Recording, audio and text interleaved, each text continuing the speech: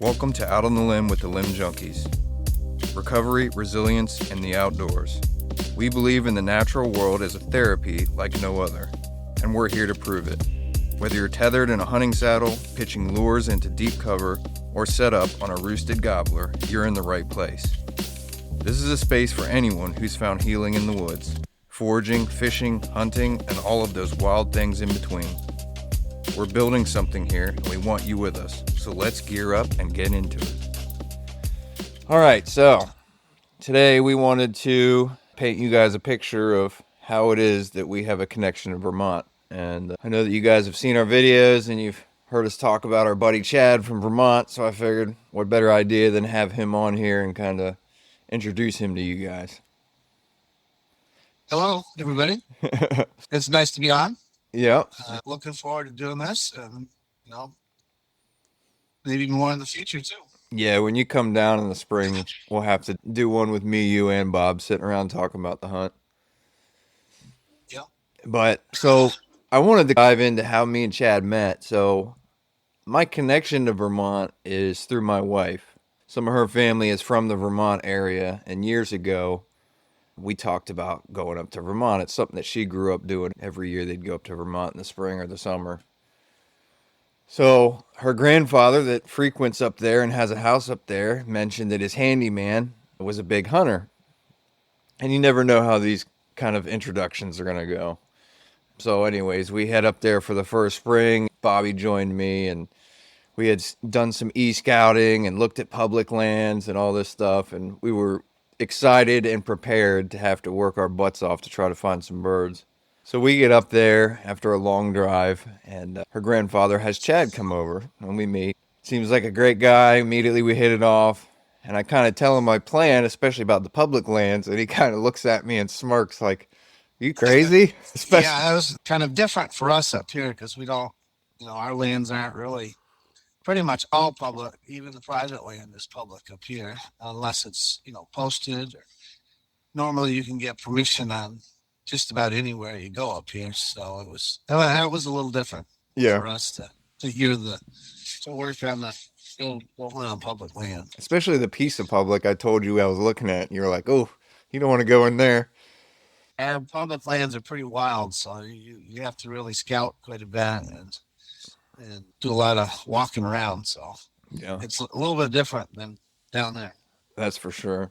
And this is also northeast Vermont. This is not like southern Vermont by any means. I mean, you guys are what, 30 minutes from the Canada border? Yeah, we're in actually, they call it the Northeast Kingdom, is what they call it in our area. Yeah, it's up there, bud. Still wild and still, natural land up this way. Yeah, it's beautiful. So we go up there that first year. I didn't know what to expect, but super grateful that Chad was there and you were able to take us around. And you're like, I got a couple spots. And I remember we rode around that first day in the evening. We saw a bunch of birds and fields, and you took us around to a couple different spots, and we got real excited for the next morning. And that first trip was awesome for me because the landscape is so much different than we'd have down here in Virginia. And like Chad mentioned, we could hunt just about anywhere. I mean, Chad's a very courteous guy, so he would still knock on doors, or we were hunting land that he's already got permission on previously. But really, the whole world is your kingdom up there. You kind of use whatever land you can see. It was a blast. Bob ends up shooting 2 jakes, and he's tagged out. And then we spent 3 or 4 days that first trip just trying to find a longbeard. And I think Chad thought I was nuts the first time I ever met him, and I'm dragging him across a cow pasture trying to find a longbeard. Yeah, you guys had come out, that was later in our season, like last week, wasn't it? Yeah, the first time we came up there, it was Memorial Day week. Yeah. So I think it was like the last week of your season. By that time, all of our birds, because of the land situation, have been hunted by everybody that can pick up a turkey call and drive around, and so they're real skittish, real cool, shy, and of course by that time the hens are starting to set, so they're coming out of their breeding season. So it's tough for that time of year. Yeah, and that was the one thing that I noticed like right off the bat, is that the turkeys didn't seem super interested in the whole breeding cycle at all. I think that first trip, those jakes that came in and Bob shot a couple of them, they gobbled like hell. But for the most part, I don't remember much gobbling that first trip unless it was on the limb. They just weren't acting like spring turkeys at that point. Yeah, that's what we've always talked about up here, and that our season seems to be a little bit later than what we think it should be, Yeah. because usually April, probably about the same time of your guys', they seem to be more responsive to calls and whatnot. So about middle of our season, it's tough to even get a bird to gobble on the limb. They're all done with it. I'm Yeah. not sure what the plan is or how they figure that out. Maybe they don't want to shoot too many birds. Well, you guys have a healthy population, that's for sure. Yes, we definitely have a healthy population, but it always seems to be that they'll be strutting mid-April to about maybe first or second week of May is really what we see is hardest in this area. Yeah. And your guys' season is the month of May. It's typically the 1st of May to the last of May, correct? It's correct, yeah. And then our youth weekend, which is actually our best weekend for the kiddos, Yeah. is the last weekend of April.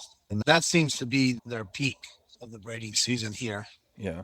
Well, I remember too, you guys just having so many jakes. And that first trip, especially, like just the behavior of the birds was so different than I was used to. You know, a lot of jakes. The toms didn't seem real eager to breed, but you would just see, groups of birds moving around together. Like, I remember telling you in our area, these jakes would be beating up on this tom if this was the case down here. And you're like, no, this is pretty much normal. You see 9 jakes walking around with 2 longbeards, and they just don't have a care in the world for each other. I don't know if it's definitely different down your way, whether there's not as many hens or there's enough hens or what it is. But I mean, you'll see 10, 15 jakes together sometimes and a couple long beards. They'll just be wandering around. And I don't know if it's maybe all the long beards end up getting shot the first couple of days. And that's what we've got left because a lot of those hunters don't want to shoot jakes. So, that's what we end up with. I do know one thing, the longbeards that you guys have left by the time I come up are usually really tough to hunt.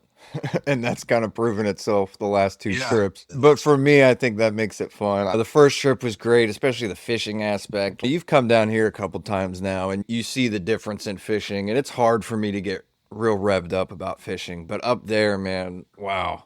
I think if I lived up there, I would be a fishing nut too, because you guys just have just the broad spectrum of species you guys have and the waterways that are available to you guys. Out of that first trip, not only was the turkey hunting surreal and definitely a stark difference than what I'm used to, but the fishing was incredible. Yeah, we're really blessed up here with a lot of access to state and federal lands, and all of our waterways are basically federal or state. So they have to put in public access for all of us. And we're really blessed to be able to just basically drive anywhere and jump out and hit a fishing hole and go to the next spot. And Yeah. we have a lot of lakes and rivers that you don't really have down there. It's kind of different in your area. Yeah.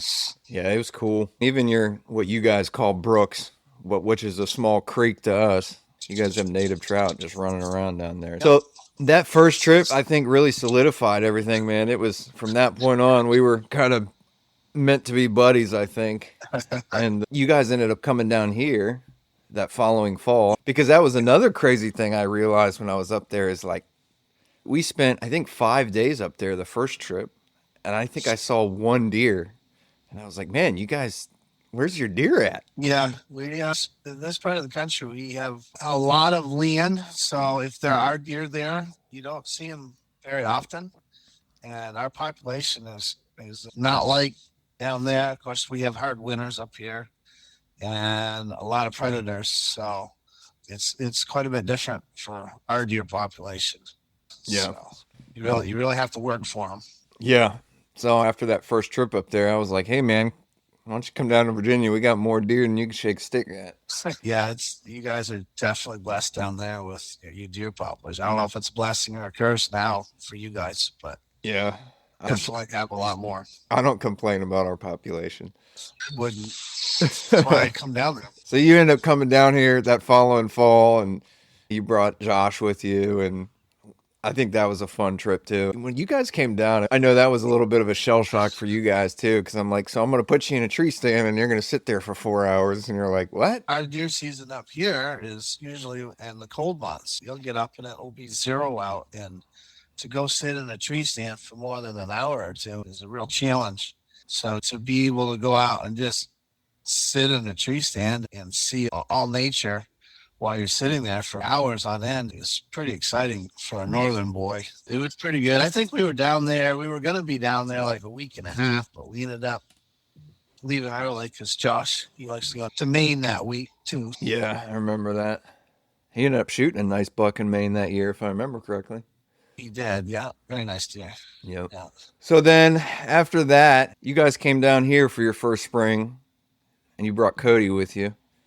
And we had a good trip that weekend. I mean, you guys only came down for an extended weekend, if I remember correctly. Yeah. I think we got in like Friday night. We hunted Saturday and Sunday, and then we left Monday. Something like that. I think we hunted Monday morning, and then you guys headed home. Maybe. Yeah. Yeah. Maybe Monday morning too.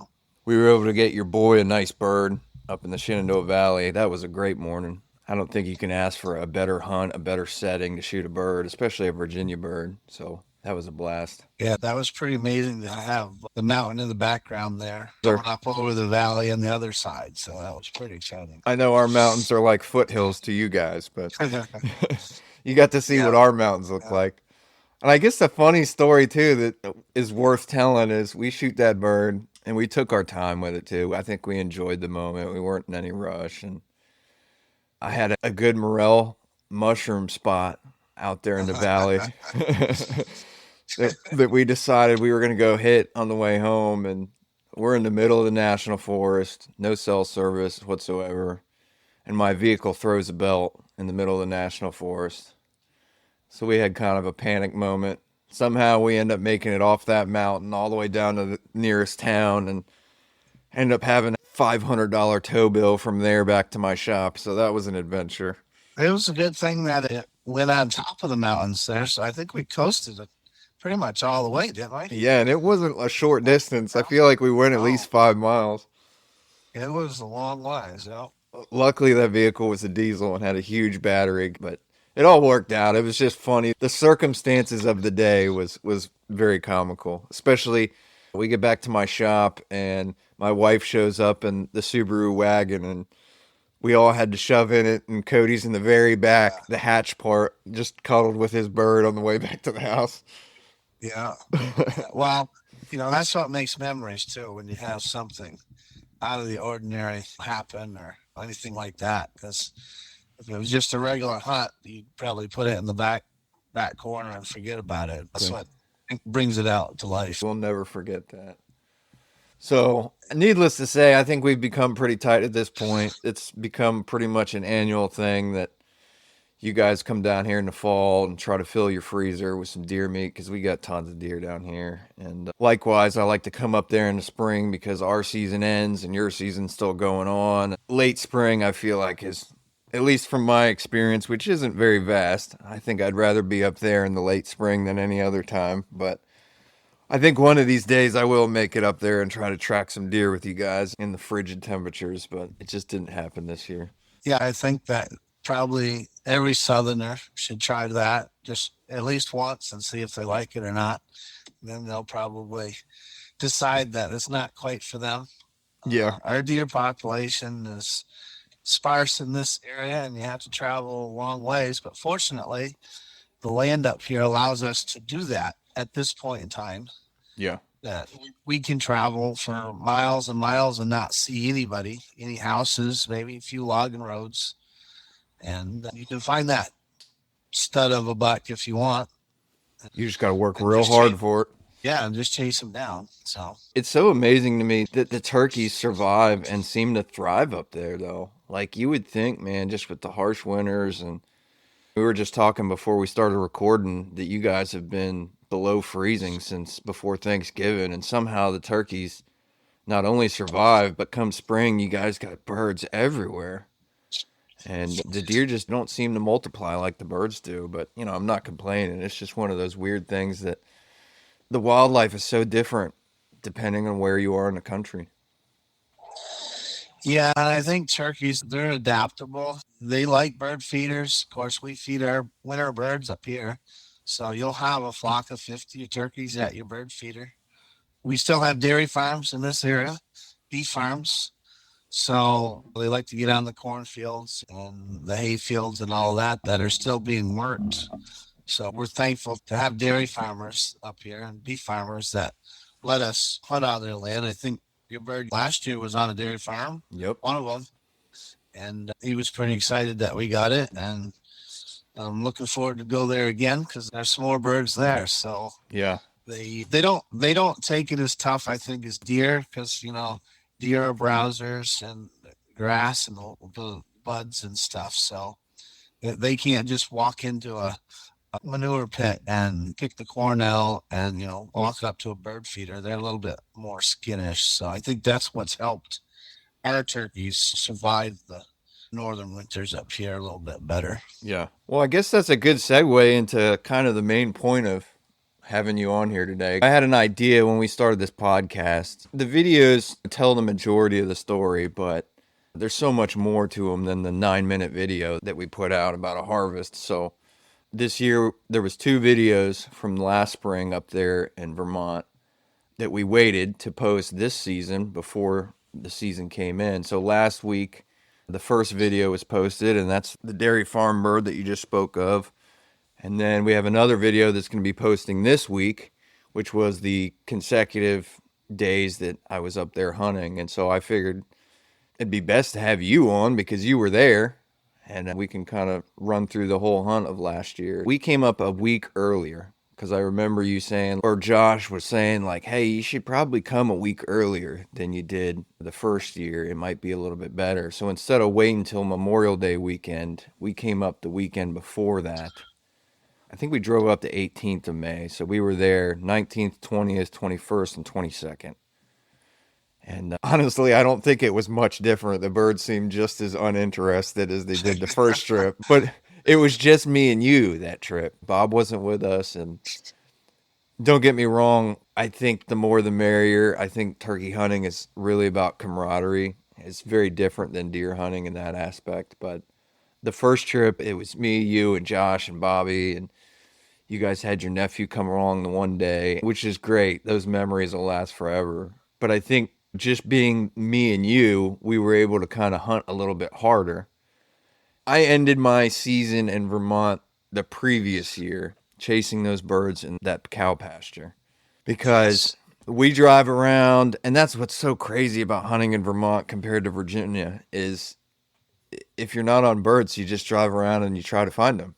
We drove around that first trip, and I remember we pulled up to that cow pasture. I think it was the second to last day.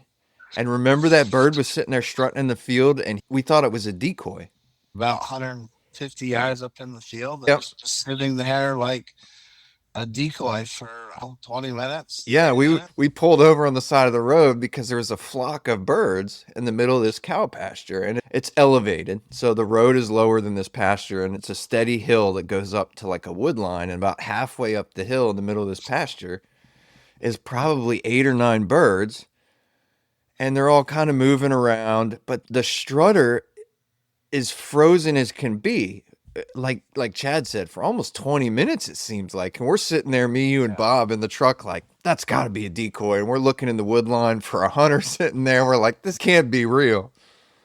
it was nuts. So eventually he moved, and we realized, holy crap, that is a strutter. It's a longbeard. He's just content sitting in the middle of that field in full strut. So we ended our Yeah. season that year chasing those birds in that cow pasture. So when I went up last year, I told Chad I know where I want to go first because I had it out for those birds. We hunted them hard.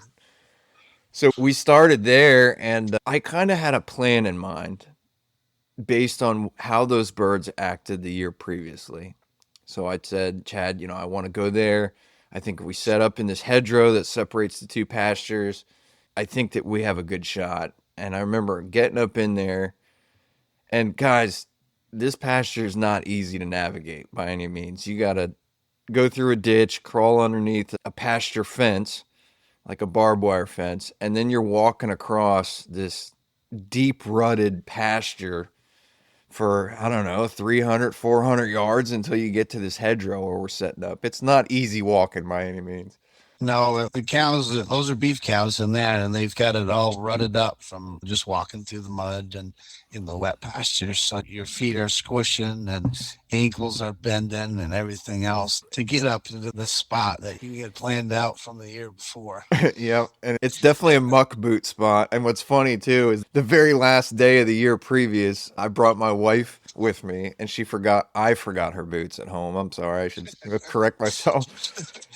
This poor girl runs across this pasture with me before daylight in Crocs.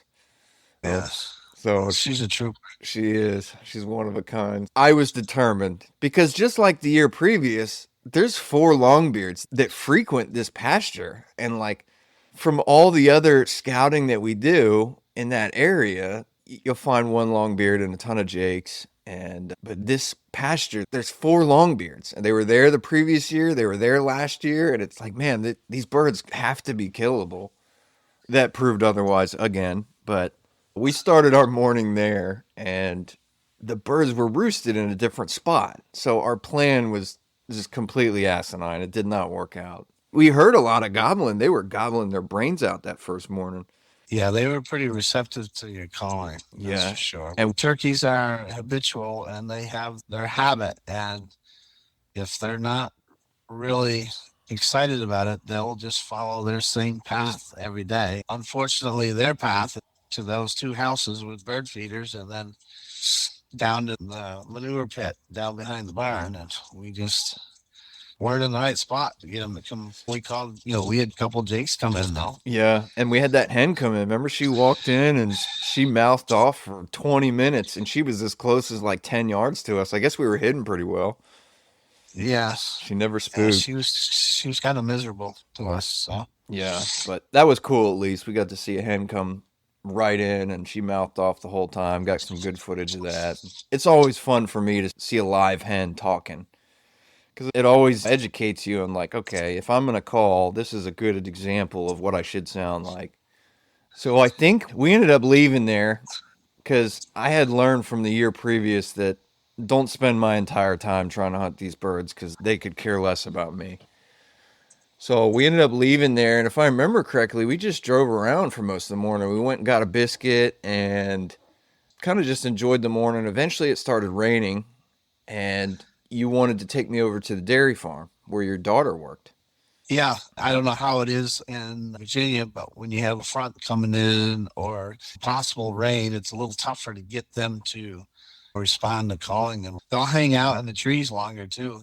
We've seen them hang out till 10, 11 o'clock when it's raining up here. I don't know if that's a Yeah. standard thing down there or just a turkey thing or what it is, but I knew there was a couple birds over on that dairy farm that had pressure, and a couple of buddies I know tried it and were defeated. And I had told them that, seeing how they were defeated, that I was going to go show them how to do it. So we ventured over there, and what did we do? We walked out through the cows and the calves, and I think we scoped it down in the field, right? Yeah. What happens? Yeah, and that was surreal too. I mean, I'm sure I've been close to cows in my life at some point. Chad's like, here, we're going to go check out this place. There's been some birds here. And we pull up, and there's just cows everywhere. It's like a little barn right next to the road, and it's a dairy farm. So there's tons of people walking around and cows mooing. And we get out, and I'm just like, there's cows in front of us. Like, we're trying to walk through this area to get to a high point where we can glass down into this little cornfield. And there's cows right You there. must think I'm crazy. All the stuff that I put you through, or it's just different for you guys. I've come to expect it at this point. The look on your face while we were walking out there was kind of funny. Yeah. So we walked through all these cows, and I just remember thinking, man, my kids would love this. So we walk through these cows and get to this high point. And he's like, down in that cornfield, and we're talking, I mean, it's an easy 300 yards from this high point down to this cornfield. And We walk out, and sure enough, there's a bunch of birds in this little cornfield. And from where we're standing, the cornfield looks small. I would guess it's probably 60 yards wide by maybe 100 yards long. But we can tell there's a strutter, and there's at least 6 or 7 other birds. From that distance, I don't have a spotting scope, but just from binos, I can tell there's a strutter, and I can tell there's a bunch of other birds. So Chad's like, let's go back to the truck. There's a snowmobile path that comes into the backside to that cornfield. And at this point, your guys' cutoff time is noon, right? Or is it 1? It's noon. Okay, yeah. So at this point, it's like 10:45. So we don't have a whole lot of time. So we race back to the truck and get through the cows and get back to the truck. We drive down the road like a mile or two and just park on the side of the road. And you can't see this field at all, but Chad's very confident. Hey, there's a snowmobile path, but we got to walk across this fallow field, cross this creek that's probably knee deep and 20 yards wide, maybe. I could be exaggerating. It wasn't that wide, but I remember it was somewhat deep because it was It flowing. was pretty deep. It was over our boots, I think. Yeah. So we were, and it was misting at this point too, so we're already wet. Yeah. But we make this long trek, man, and it paid off. We're coming up out of this snowmobile path that goes through the woods, and this wood section is on the downhill side of this cornfield. It actually sets up perfect from a strategic standpoint when you think about it. So we inch our way up to this cornfield. We know that they're in the field at some point, but we don't know where. I mean, it's been 20 minutes at this point since we glassed them. So luckily on the edge of this cornfield is a bunch of younger pines. So we're able to creep through these younger pines and get it set up in a position where we can see out into that field pretty good. But we're hidden. We're very hidden. So we get to the edge of this field and I can just barely see because the field kind of rolls and I can just barely see some birds on the tip of that field. I'm able to do some calling and I can see the jakes running around and they're kind of fighting with each other and everything. But I can't see the longbeard. But every once in a while we would hear him gobble.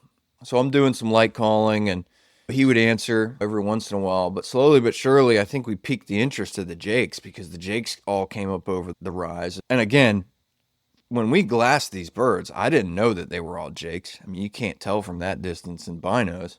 I thought they was a bunch of hens and a strutting tom. So we're in position and we're trying to get these birds interested, and it's just one after another. Jake, Jake, Jake, another Jake. And I'm like, geez.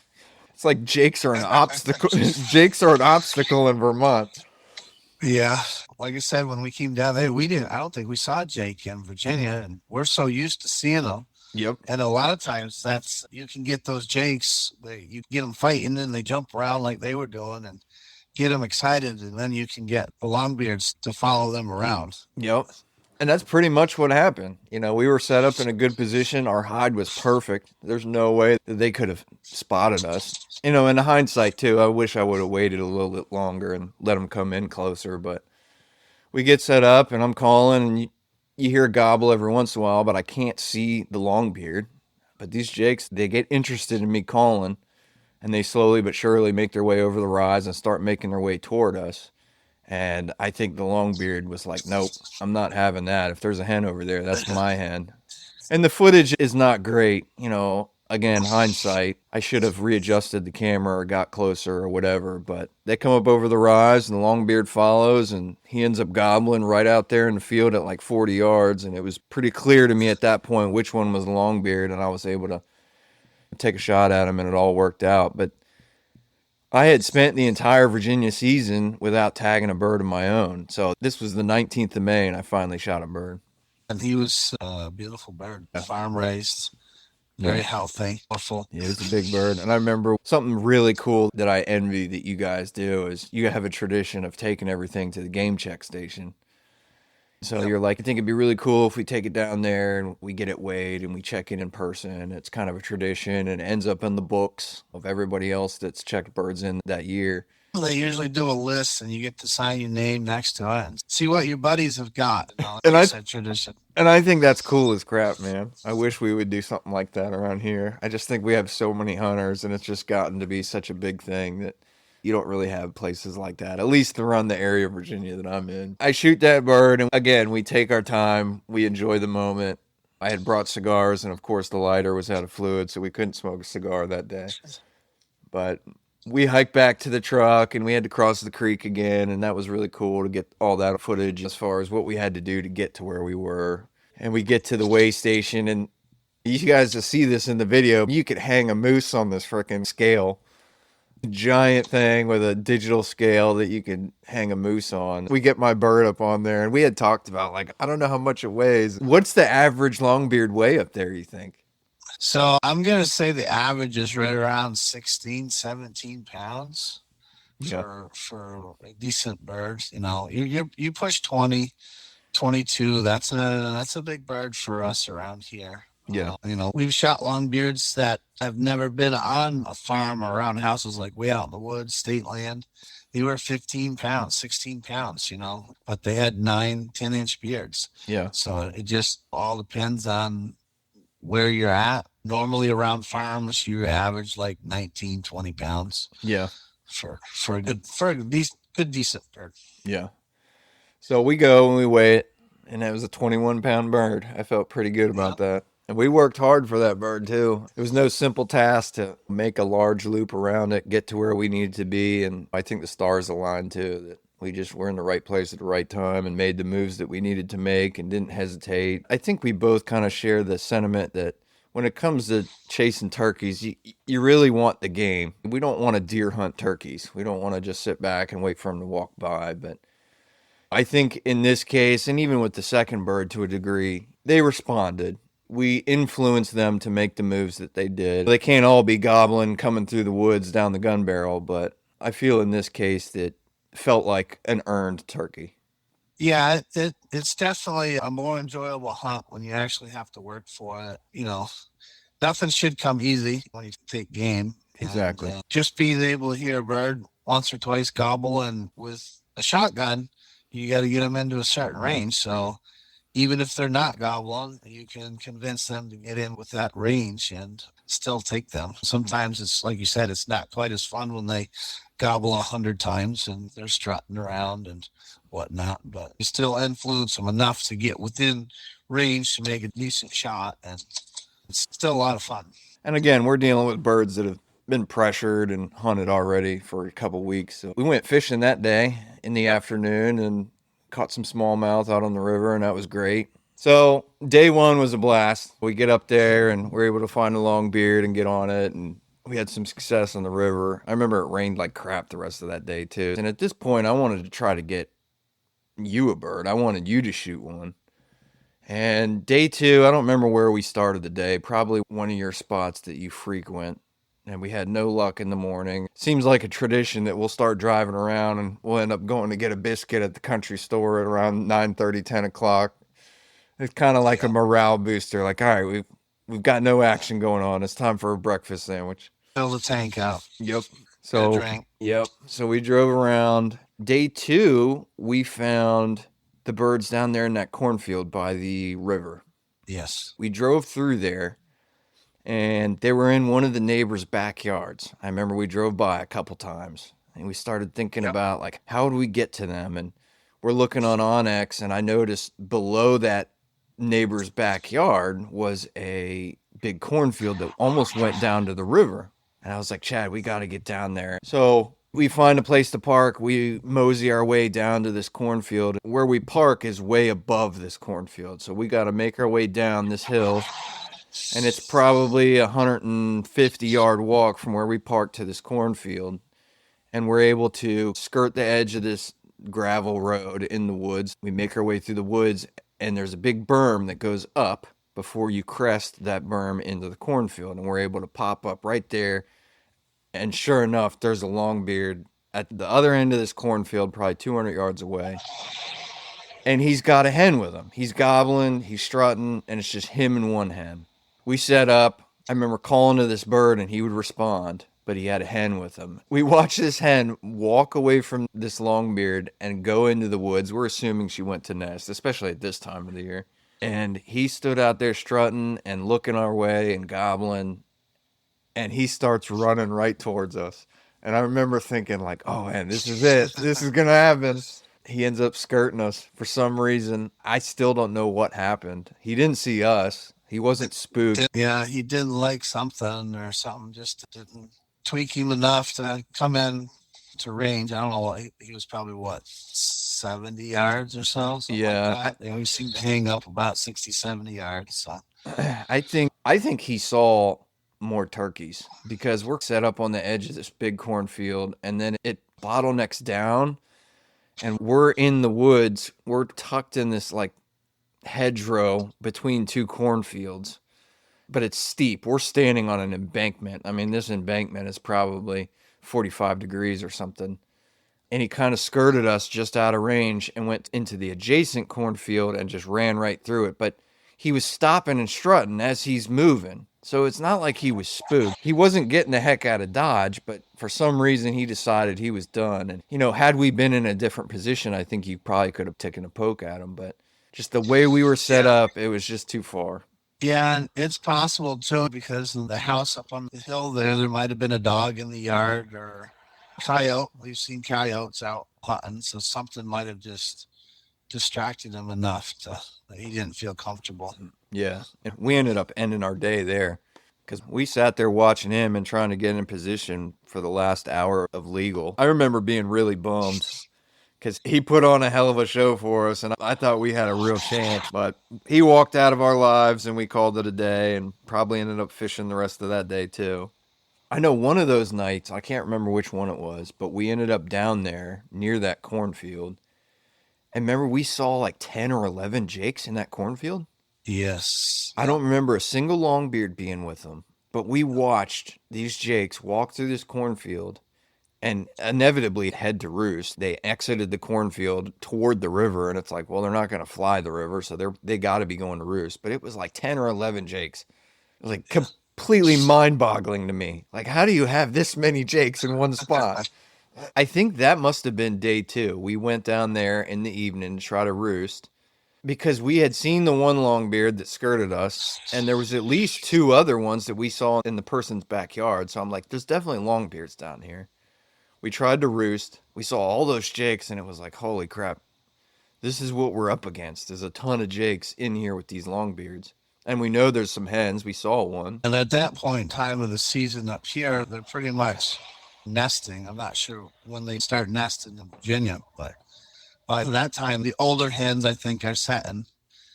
And the younger hens haven't either come into it or are not of breeding age. So it gets a little tougher during that time of year. So I think day three, we started out down there at that cornfield. I was like, let's get down there early and set up. And it's like three cornfields. And the middle one is the one that we had experience with. The one to the left of the middle is separated by a nice hedgerow. And I remember there was like some apple trees, if I remember correctly, that were in that hedgerow. Yes, old orchard down in there. Which is another great thing for turkeys. So I figured let's get to that hedgerow that separates the two cornfields. We saw 10 jakes go to roost in that area. We had the experience with the longbeard the day before. Plus we seen the other two longbeards in the neighbor's backyard that was within 100 yards. I'm like, this has to be a great spot. So we get in there early. We set up in that hedgerow. I remember it being a really awkward set too. We're like sitting halfway in apple trees and all kinds of stuff. It was a very uncomfortable set. Uncomfortable with the way the hill was there. We had good coverage. A lot of times, if you can't get comfortable, it's hard to sit still. But regardless, we got there plenty early. I know we got in there, and I'm confident we didn't bump any birds getting in there, and it was crickets. It was beautiful that morning. It was a bluebird morning. Sun was shining, the sun come up, everything was great, and it was crickets. We didn't hear a single turkey. I couldn't believe it. And we could see both cornfields. I mean, we had good visual, and I'm like, man, how is it possible that there was like 15 birds in these fields yesterday, and on a beautiful morning, you don't see or hear a single one?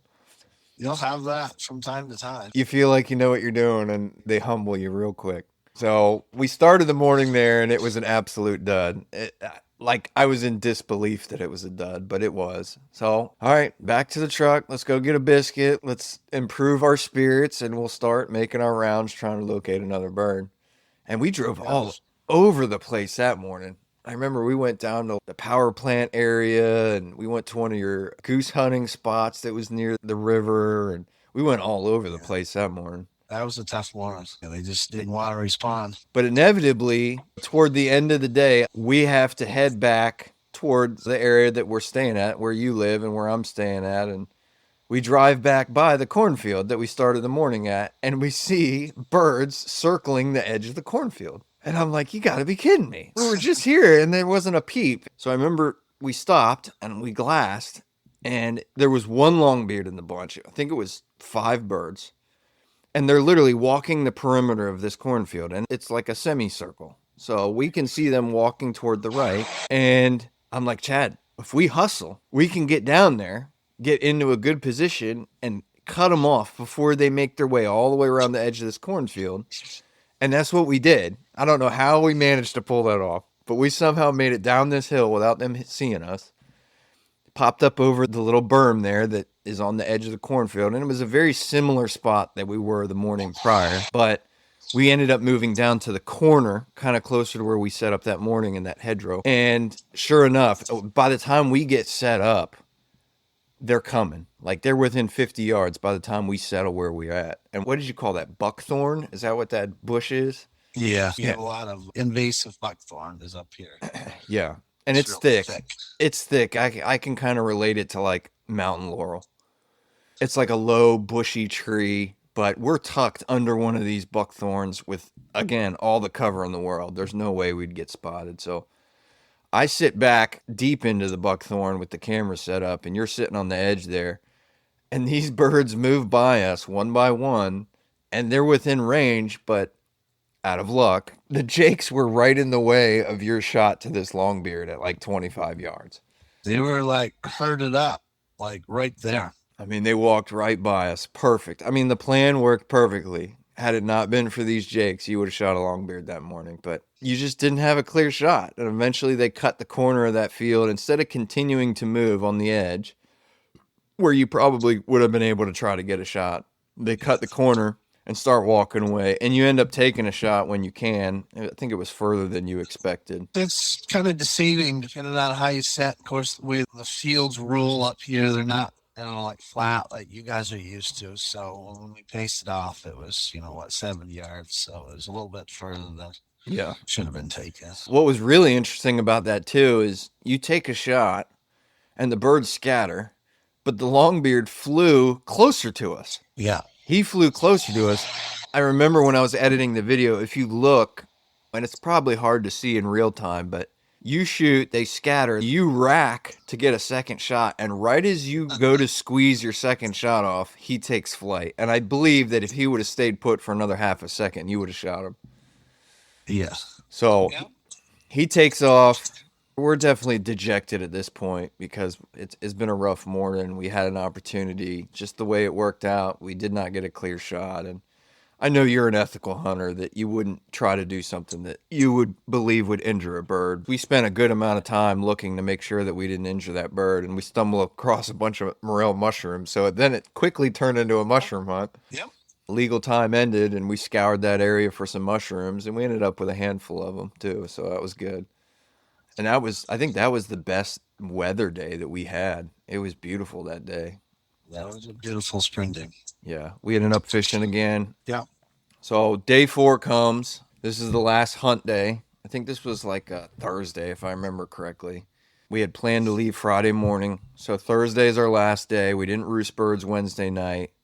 I don't remember where we started the morning, but it was close. We didn't like drive all over creation the last morning. We stuck to some areas that were close. This was the day that we saw that longbeard strutting with a couple hens right off the road, right over the rock wall, which, by the way, rock walls, always watching hunting videos from the Northeast and seeing these rock walls that are everywhere. I'm like, man, what an advantageous thing to have these rock walls everywhere. Like, what a great thing. And they actually helped us this day. But it's true for anybody who hasn't been there. There's rock walls everywhere in the Northeast. There's got to be some sort of history behind it, right? So this area before the advent, I guess you could say, of cows, everybody raised sheep because sheep were fairly inexpensive to feed. They eat anything. You can use their hides and you can use their wool. And there's a big wool company in this area. Matter of fact, just up the road from where you shot your first bird, there's a wool. Johnson wool comes from Johnson, Vermont. And so the settlers in this area at that time didn't have iPhones and games to play on. So they took all their kids out and I guess they built rock walls, stone walls to keep their sheep in. And in this area now, they still, when they survey land, a lot of times your edges of your property line are the stone walls. Yeah. And at the time in the 1800s, they were a lot taller. Now they've, the debris and the trees have grown in. But if you look at some of the rock walls in Scotland and Ireland and all that, they're a lot taller. Yeah. And that's what they were in this area. Inside of those rock stone walls was all pasture. If you look at the history of Vermont back in the 1800s, they chopped just about every tree down in this area and was all pasture, pretty much like England and whatnot. So all of these trees that we're hunting in are right around 100 years old. They're not real old growth forests. You guys don't have hardwoods up in that area either. I thought that was also interesting when I came up there the first time. It's like, hey man, where are your oaks? You're like, we don't have We're right on the edge of the oak line in our area here. If you go a couple miles south, you start picking up oak trees. If you go north, you start getting into the hemlocks and the spruces and whatnot, the evergreen forest. Yeah. So plenty of maple trees, but that doesn't really help turkeys out too much. Yeah, you guys do have a ton of maples. I remember hearing years ago, because we definitely have some rock walls in some areas around here. And I remember somebody telling me years ago that they were built like after the Civil War. A lot of these farmers would allow soldiers from the Civil War to live on their land. And part of their payment was to help out on the farm and build these rock walls. The main reason for the stone walls was property lines and to keep cattle, basically cattle in. So we stayed kind of local, and I remember we're driving around trying to find birds, and literally we spot some birds just over one of these rock walls that we're speaking of in the edge of this fallow pasture. It's just high grass. And there's a strutter at like 30 yards from our truck, and he's got like 3 hens with him. And I'm like, Chad, let's, there's a bird right there. I don't remember if that land was posted or if you just knew the guy and he didn't like guys on his property. But either way, it was a no-go as far as where these birds were. We drove by this little group of birds a couple times trying to figure out strategy. How can we get to them? Can we get to the backside? What can we do? And you suggested, you're like, well, you could flush them. Yeah. I'm like, what do you mean? He's like, just get out and run at them, flush them. See if we can flush them onto a property that we can hunt them. And I'm like, well, yeah, it's there again, the look on your face, Yep. It's amazing. So I'm like, all right, I'm not above it. So I get out, no gun in hand. I'm not doing some crazy Neanderthal crap, but I remember like getting the plan down pat. I'm like, so you're telling me just run at these birds? He's like, yeah, try to flush them in the direction we can hunt, but just try to flush them. So I do. He drops me off about 20, 30 yards up from him. I run through the woods and just flush them. And they took off in the direction that we wanted them to take off. I remember that. But they flew the road and they glided for a long, long way. And I'm like, okay. So he comes back by, I jump in the truck. He's like, which way did they go? I'm like, they went that way, but it looked like they flew to the other county. So I don't know how well our plan worked. You were a little discouraged, eh? A little bit, yeah, but it was fun though. Obviously, it didn't bother me because I knew they were somewhere right there, close by. Yeah, but it was so weird, man. I'm running up. I mean, I got within probably 15 yards of this longbeard before he took flight. And that's one of the things here in the Northeast Kingdom. You can do that and run up, and you could have shot that longbeard, but. Is it really, then you have to look at the ethical part of that, or is it, really worth that, or that's how much fun that actually is, and there's nothing wrong with it, and it's legal and all of that, but, we're looking for that enjoyment of calling those birds in. We want the chase. So that was never an option. It was never an option to sneak up on these birds and shoot them. But the idea was let's flush them into an area where we can try to hunt them, set up, and try to call them and all that, especially because you're breaking up the flock. It's almost like fall hunting. You know, you're breaking up the flock and Correct. trying to call them back in. Right. So, but either way, these birds coasted for a long, long way. And I was like, oh. So Chad's like, well, let's make a loop. Let's see if we can find any other birds and we'll come back and see if we can locate these ones that you just flushed. We start driving around and we see a strutter in another little cornfield. You're like, let's just go talk to the guy. It's not really like when I say cornfield, we're not talking a huge cornfield with a big farm and all this stuff. It's this little patch of cornfield that's on the edge of the road. It's not very big and it's not a farm. It's just a guy. It's a guy in a little Rambler style house and he's got, maybe 100 acres of corn. That's probably exaggerating. It's probably only like 50 or 60 acres of corn. Yeah, I think they had mostly sweet corn. There's what they did. So, it's just a small 25-acre patch of sweet corn that they sell in the fall. Yeah. So we go up and Chad hops out and knocks on the guy's door and guy's like, "Yeah, have at it." Again, this is a situation where we're trying to engage these birds. We're trying to hunt these birds. We've located them. Now let's try to get them to engage. And so we make a big loop. We park on the road, we make a big loop. We make up the distance by traveling in a wood line that's on the edge of this cornfield. And what's really advantageous is this cornfield has like a step to it. So we walk down this wood line and set up right on the wood line of that cornfield, and it's like a smaller field of corn right in front of us. And then on the edge of that cornfield, which is probably only like 40 yards wide, is a little hill with a rock wall on it.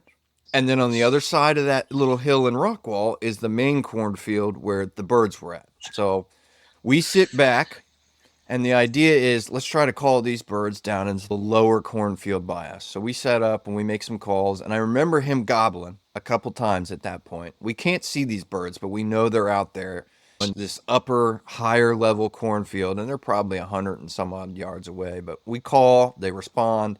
We sit there for about, I don't know, 30, 40 minutes. And I'm like, let's make our way to that hedgerow, that little rock wall that kind of separates our field from the field they're in. So we make our way up there. And like I said, perfect cover. They can't see us. We can't see them, but it enables us to get to their level. So we make our way across the short cornfield. We come up to that rock wall and we peek over. And when we first spotted these birds, they were close to this rock wall in this field. By the time we get there, they're all the way by the road at this point. They're 120, 150 yards away from us at the edge of this field, right next to the road. We got one strutter and 5 other birds. So we set up on that rock wall. We're watching them. And at this point, I'm calling. I'm trying to encourage these birds to come over. Again, we're trying to engage them and make it a real turkey hunt. And every time I call, he puts his head up. And there's 2 jakes with him, and they put their head up too. And then the hens, they're just feeding in this cornfield. They're probably scratching for bugs. But they hear us. They know that we're there. They have acknowledged that they heard the calling. So we're sitting here watching these birds, and they're not stopping what they're doing to head toward us, but they start slowly but surely making their way toward us. So me and Chad have all the time in the world to figure out what we're going to do. Like, we're trying to anticipate where these birds are going to go, what would be the best spot to be in, what is our effective range. This morning, you brought your 410. Correct. And I'm That like, was a backup shooter. yep. And I was like, okay, we're going to get these birds in range. And at some point, it went from you shooting to me shooting. And I'm not going to sit there and argue in the moment, but I'm like, come on, Chad. I think we ought to also tell the listeners that when you hunt with Ian and he's all cool and collective, but when he sees a long-beard, he turns into a total different person. I really can't explain it. It's like, holy smokes, everything is just go, go, go, and just start shaking and just panicking and everything like that. And, I'm not used to that. I'm just used to cool, calm, and collective while we're doing it. And here's this guy that I brought from Virginia running around, just psychotic, trying to get these birds. And Obviously, for us, it's normal type of hunting, but Yeah. it's definitely an adventure to watch Ian when he sees a bird that he wants. It's a total different gear. That's for sure. I'm sure it's very different from the guys that hunt up there. They're just kind of, all right, we get a bird. All right, we'll set up, and if something happens, but I'm an addict, man. I want what I want. Yes. And the thing is, too, So, is it's not even so much that I feel so adamant about shooting the bird. It's I love the hunt. You know what I mean? There's an opportunity in front of me, and I don't want to squander this opportunity to enjoy the chase, to engage the bird, to play the game. I see it as an opportunity to do what I enjoy, and I don't like them slipping through my fingers. whole time, that 20 minutes that we're watching this, he's out one tree, then he's behind a rock, and he's behind this tree, and he goes down around behind me, and he's out back calling, and then he's back up. And I'm like, whoa, okay, well, he really wants this bird. That's what makes pursuing the animal that you're trying to get a lot more enjoyable. So I guess Chad at some point decides like, wow, Ian really wants this bird. So he's like, Yeah. I'm just gonna sit back and watch this maniac. But man, this setup, you can't ask for a better setup. We're in a little hedgerow that's like it's kind of like a knoll. Like you have probably like 6 foot of elevation from the bottom field to the top field. The birds are in the top field. And at the top of this little hedgerow elevation that we're set up in is a rock wall. You can literally take 2 steps back from the rock wall and walk back and forth, and the birds can't see you. So we're in a great position. Really, it'd be really hard to screw this up. And these birds are slowly but surely making their way toward us. The video doesn't do it justice how long we sat there and watched these birds move across this field. I think I compressed the video to like a total of 9 minutes from all 3 days, and then the final day, which is this hunt that we're speaking of now. But we sat there for a good while, buddy.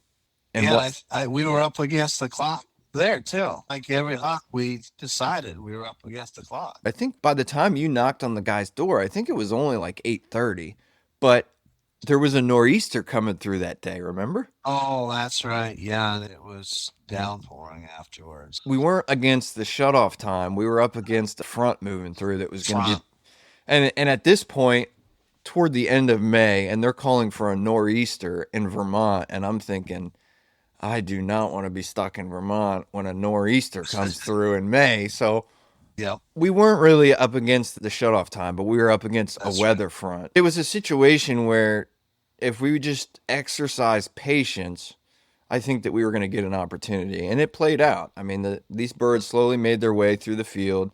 I think it was 3 hens, 2 jakes, and a longbeard. And the longbeard's out there strutting his butt off the entire time. The Yeah. entire time he's out there in full strut.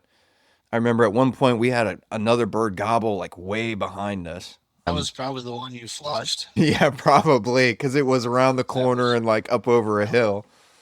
yep, a bit of backside of us there. Yeah, these birds make their way across the cornfield. We got a hell of a show. At one point, one of the hens broke off and was walking straight toward us. And I was thinking, man, if he notices that she's wandering, he's going to come right into our lap. But it didn't happen. She ended up turning and went back to the flock. But it got to a point where it was an ethical shot, and we waited and we were patient. And props to Chad. He took the camera over and he said, hey, just let me film. And he free-handed filmed that hunt, and it was great. You did a great job with the footage. Appreciate it. A lot of fun. Yeah. I now know that I have a trusted cameraman with me. Very grateful for the opportunity. He put on a hell of a show. Good bird. That one was bigger. He didn't weigh more, but he was bigger. I remember his fan being noticeably bigger than the first bird. Yes. Different colors too, right? Yep, different colors. So that first bird at the dairy farm, he almost had like white tips to his primaries on his tail fan. Yeah. And then this one was more of like a caramel color, but I got them both on the wall here and they're beautiful. We enjoy the moment. I made sure my lighter had fuel that time. So we sat there and smoked some cigars and enjoyed that moment. The first time I came up there in the spring, we worked really hard to try to get a long beard, and I enjoyed every second of it. And then for the second trip to go up there and have the success that we did, it meant a lot to me. And not to mention, it was just me and you for 4 days. And we had a blast doing it. Tons of good times. And it's always fun, man. Yes.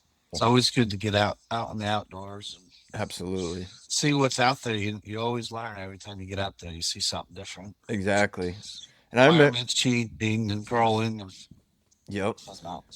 I remember Josh reaching out to me like a week or two later, was like, "Hey man, like you should really be proud of what you guys accomplished because most guys up here wouldn't hunt anywhere near that hard."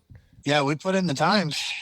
Great trip, man. I absolutely love coming up there in the spring. It's just a blast to hang out with you guys, you and your family. I feel like that's the main thing is me and you have become buds over the years, and it's just an extension of family at this point. You know, you guys are always welcome here. We feel welcome to come up there all the time. That's obviously the point of all this is having some sort of relationship, building that camaraderie.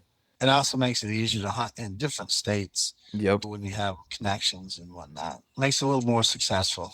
Even if we don't shoot anything the entire trip, we're hanging out and having a good time. It makes it all Yeah. worth it. Those are the two videos that we got posted up, and it was a blast. I don't see us slowing up anytime soon. I feel like this has become an annual thing, and here we are a couple weeks from our season, and I know you're looking forward to getting out of the tundra that you live in and come down here and chase some Virginia birds.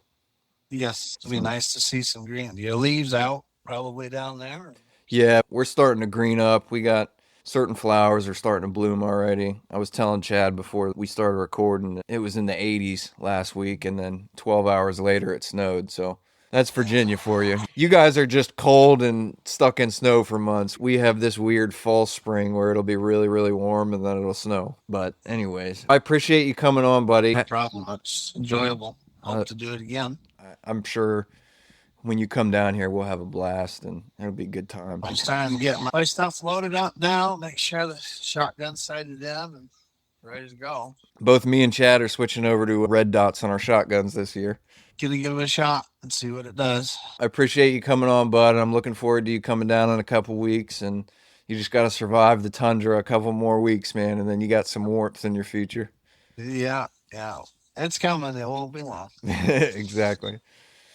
All right, buddy. We'll chat later, man. I appreciate it. All right. We'll talk at you later. See you, man. Bye.